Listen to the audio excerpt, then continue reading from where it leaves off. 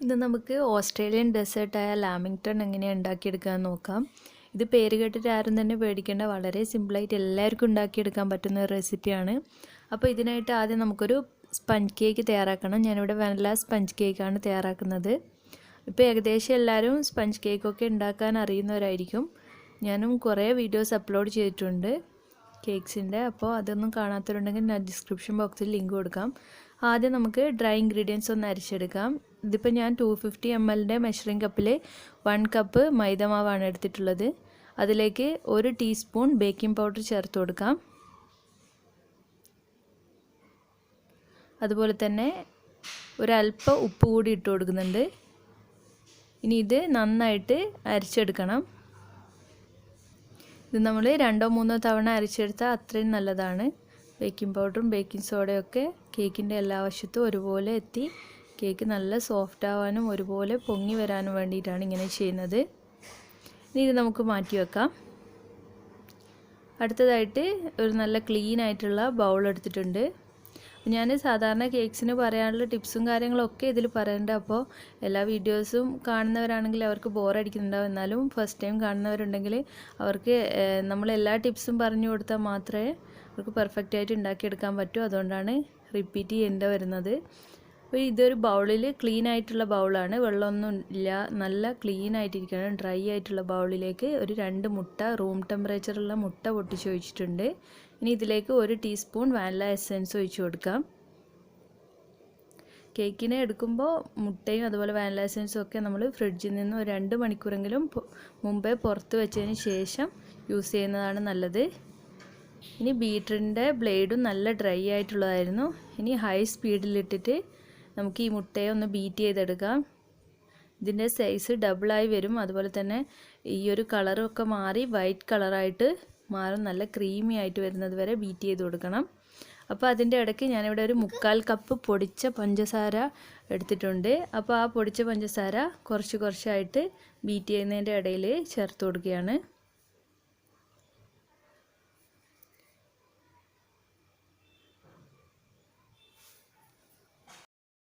അതുപോലെ തന്നെ മുട്ട ഞാനിവിടെ വലിയ സൈസ് മുട്ട ആയതുകൊണ്ടാണ് 2 എണ്ണം എടുത്തിട്ടുള്ളത്.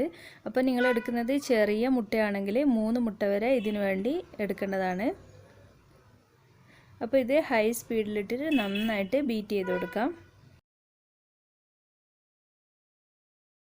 ഇപ്പോൾ കണ്ടില്ലേ, ഈ ഒരു സ്റ്റേജിലെത്തുന്നവരെ നന്നായിട്ട് ബീറ്റ് ചെയ്ത് കൊടുക്കണം. ഇനി അടുത്തതായിട്ട് ഞാനിവിടെ ഒരു 1/2 കപ്പ് സൺഫ്ലവർ ഓയിൽ എടുത്തിട്ടുണ്ട്. അപ്പോൾ നിങ്ങൾക്ക് സൺഫ്ലവർ ഓയിലിന് പകരം മെൽറ്റഡ് ബട്ടറോ അല്ലെങ്കിൽ വേറെ എന്താ വെജിറ്റബിൾ ഓയിലൊക്കെ യൂസ് ചെയ്യാം. അപ്പോൾ ഈ ഒരു സൺഫ്ലവർ ഓയിൽ കുറച്ചായിട്ട് ലോ സ്പീഡിലാണ് ഇപ്പോൾ ബീറ്റ് ചെയ്തെടുക്കുന്നത്. ഈ ഒരു ടൈമിൽ ഹൈ സ്പീഡിൽ ബീറ്റ് ചെയ്യുകയാണെങ്കിൽ നമ്മൾ പതപ്പിച്ച മുട്ട, വന്ന മുട്ട അതിപ്പോൾ താണു പോകാനുള്ള ചാൻസ് ഉണ്ട്. അതുകൊണ്ട് ലോ സ്പീഡിൽ ഇട്ടിട്ട് ബീറ്റ് ചെയ്യാൻ വേണ്ടി ശ്രദ്ധിക്കുക.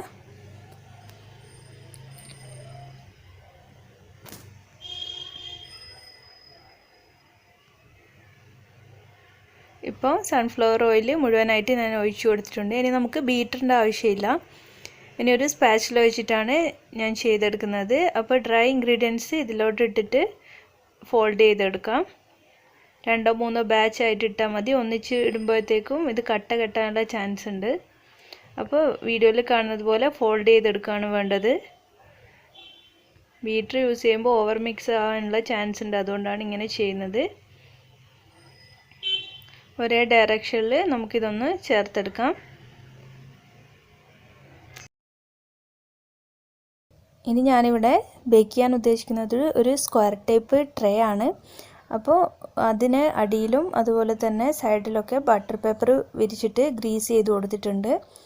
നമ്മുടെ ബാറ്റർ ഇതിലേക്ക് ഒഴിച്ചു കൊടുക്കാം.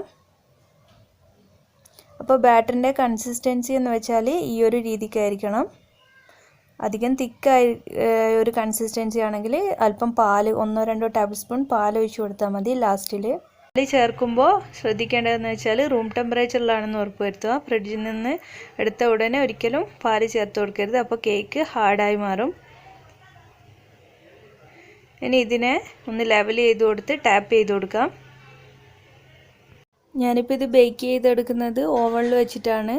180 ഡിഗ്രി സെൽഷ്യസ് പ്രീ ഹീറ്റ് ചെയ്ത ഓവനിൽ 180 ഡിഗ്രി സെൽഷ്യസിൽ ഒരു 15 മിനിറ്റ്സ് 15 മിനിറ്റ് ബേക്ക് ആകുമ്പോഴത്തേക്കും ഇത് റെഡിയാവും. അപ്പോൾ നിങ്ങളുടെ കയ്യിൽ ഓവൺ ഇല്ലെങ്കിൽ ഇത് ഡയറക്റ്റായിട്ട് സോസ് പാനിൽ ഒഴിച്ചിട്ടും അതുപോലെ തന്നെ കുക്കറിൽ വെച്ചിട്ട് ഒക്കെ ബേക്ക് ചെയ്തെടുക്കാം. ഞാൻ മുന്നേ അതിൻ്റെയൊക്കെ വീഡിയോസ് അപ്ലോഡ് ചെയ്തിട്ടുണ്ട്. അപ്പോൾ കാണാത്തവരുണ്ടെങ്കിൽ ഞാൻ ഡിസ്ക്രിപ്ഷൻ ബോക്സിൽ ലിങ്ക് കൊടുക്കാം. ഇപ്പോൾ 15 മിനിറ്റായി. ഇപ്പോൾ നമ്മുടെ കേക്ക് നല്ല പെർഫെക്റ്റ് ആയിട്ട് കുക്കായി വന്നിട്ടുണ്ട്. ഇനി ഇത് ഒന്ന് ഡീമോൾഡ് ചെയ്തെടുക്കാം. ഇനി ഇതിൻ്റെ സൈഡിലും മുകളിലൊക്കെയുള്ള ബട്ടർ പേപ്പർ ഒന്ന് റിമൂവ് ചെയ്ത് കൊടുക്കാം. ഇതിനിപ്പോൾ നന്നായി തണുക്കാനായിട്ട് മാറ്റി വെക്കണം. തണുക്കാതെ നമ്മൾ കേക്ക് ഒരിക്കലും കട്ട് ചെയ്യാൻ പാടില്ല. അങ്ങനെ കട്ട് ചെയ്യുമ്പോൾ നമ്മുടെ ബേക്കിംഗ് സോഡയും ബേക്കിംഗ് പൗഡറിൻ്റെ ഒക്കെ കുത്തൽ നന്നായിട്ട് തന്നെ നമ്മുടെ കേക്കിനുണ്ടാവും. അതുപോലെ തന്നെ കേക്ക് ഹാർഡാവാനുള്ള ചാൻസും ഉണ്ട് അങ്ങനെ കട്ട് ചെയ്യുകയാണെങ്കിൽ. നമ്മൾ കഴിയുന്നതും തലേദിവസം തന്നെ സ്പഞ്ച് കേക്ക് ഉണ്ടാക്കി വെക്കുന്നതായിരിക്കും നല്ലത്. ഇതിപ്പോൾ നമുക്ക് പാർട്ടികളിലൊക്കെ വിളമ്പാൻ പറ്റിയ നല്ലൊരു ഡെസേർട്ടാണ് ഇത്. അപ്പോൾ ഇത് തണുക്കാനായി വെക്കുന്ന ടൈമിൽ നമുക്കൊരു ഗനാഷ് തയ്യാറാക്കിയെടുക്കണം. ഈ ഗനാഷിൽ ഡിപ്പ് ചെയ്യാണ് വേണ്ടത്, ഓരോ സ്ക്വയർ ഷേപ്പായിട്ടുള്ള പീസസ് ആക്കിയിട്ട് കേക്കിനെ. അപ്പോൾ ആദ്യം ഗനാഷ് ഉണ്ടാക്കാൻ വേണ്ടിയിട്ട് ഞാനിവിടെ ഒരു 3/4 കപ്പ് പൊടിച്ച പഞ്ചസാര എടുത്തിട്ടുണ്ട്. ഇനി ഇതിലേക്ക് 1 ടേബിൾ സ്പൂൺ കൊക്കോ പൗഡർ ചേർത്ത് കൊടുക്കാം. കൊക്കോ പൗഡർ എടുക്കുമ്പോൾ നല്ല കളറുള്ള കൊക്കോ പൗഡർ എടുക്കാൻ വേണ്ടി ശ്രദ്ധിക്കുക. അടുത്തതായിട്ട് ഇതിലേക്ക് 1 ടേബിൾ സ്പൂൺ ബട്ടർ കൂടി ആഡ് ചെയ്ത് കൊടുത്തിട്ടുണ്ട്. ഇനി ഇതെല്ലാം കൂടി നന്നായി മിക്സ് ചെയ്ത് വെക്കാം. ഇനി ഇതിലേക്ക് ഒരു 2 ടേബിൾ സ്പൂൺ നല്ല തിളച്ചിട്ടുള്ള വെള്ളമാണ് ഇത് ചേർത്ത് കൊടുക്കാം. ഇതെല്ലാം കൂടി നന്നായിട്ടൊന്ന് മിക്സ് ചെയ്തെടുക്കാം.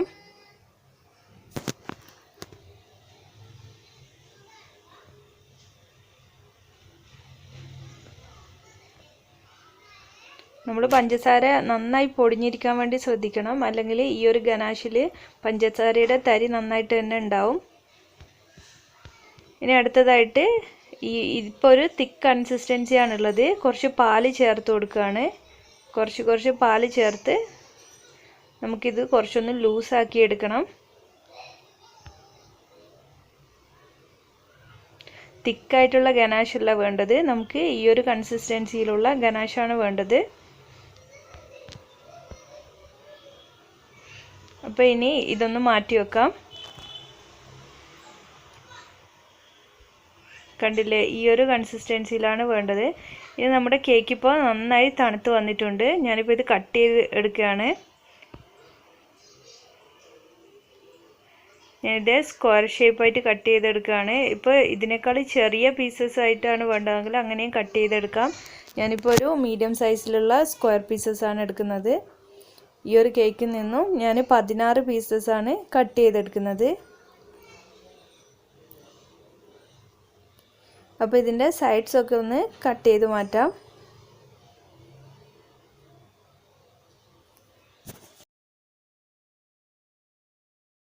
അപ്പോൾ ഈ ഒരു വലുപ്പത്തിലാണ് ഞാൻ ഓരോരോ പീസ് കട്ട് ചെയ്തെടുക്കുന്നത്. അപ്പോൾ ഇതിൻ്റെ സൈസ് നിങ്ങൾക്ക് ഇഷ്ടമുള്ളതുപോലെ ചെയ്യാം. ഏകദേശം സ്ക്വയർ പീസ് ആക്കുന്നതായിരിക്കും നല്ലത്.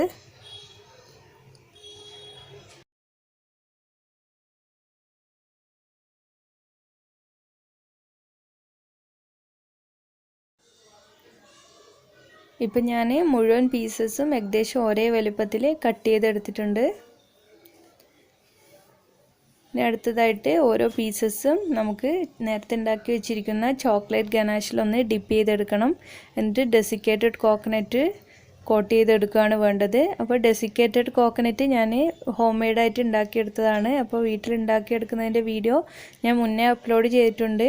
നമുക്ക് പെട്ടെന്ന് ഉണ്ടാക്കിയെടുക്കാൻ പറ്റും ഡെസിക്കേറ്റഡ് കോക്കനട്ട്. അപ്പോൾ അതിൻ്റെ വീഡിയോ കാണാത്തവരുണ്ടെങ്കിൽ ഞാൻ ഡിസ്ക്രിപ്ഷൻ ബോക്സിൽ ലിങ്ക് കൊടുക്കാം. എല്ലാവരും ഒന്ന് ചെക്ക് ചെയ്ത് നോക്കിയാൽ മതി. ഇനി ഇത് നന്നായിട്ട് എല്ലാ വശത്തും കവർ ചെയ്യുന്ന രീതിയിൽ ഒരു ഫോർക്ക് ഉപയോഗിച്ചോ സ്പൂൺ ഉപയോഗിച്ചോ നമുക്കിതൊന്ന് കോട്ട് ചെയ്ത് കൊടുക്കാം.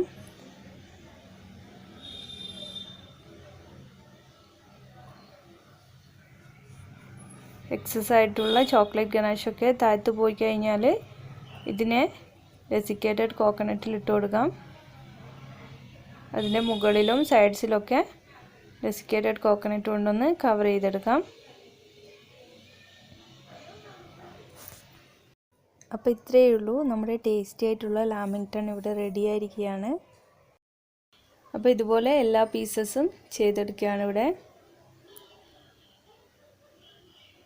ഇതൊരു 30 മിനിറ്റ്സൊക്കെ ഫ്രിഡ്ജിൽ വെച്ചതിന് ശേഷം അല്ലെങ്കിൽ പുറത്ത് വെച്ചതിന് ശേഷം ഒന്ന് സെറ്റായതിന് ശേഷം കഴിക്കുന്നതായിരിക്കും കൂടുതൽ നല്ലത്.